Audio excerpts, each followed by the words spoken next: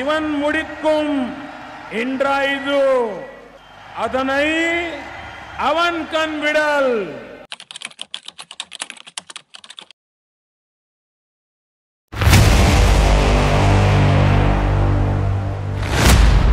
மனதின் குரல் தமிழ் பெண்ணை பற்றி பாரத பிரதமர் நரேந்திர மோடி.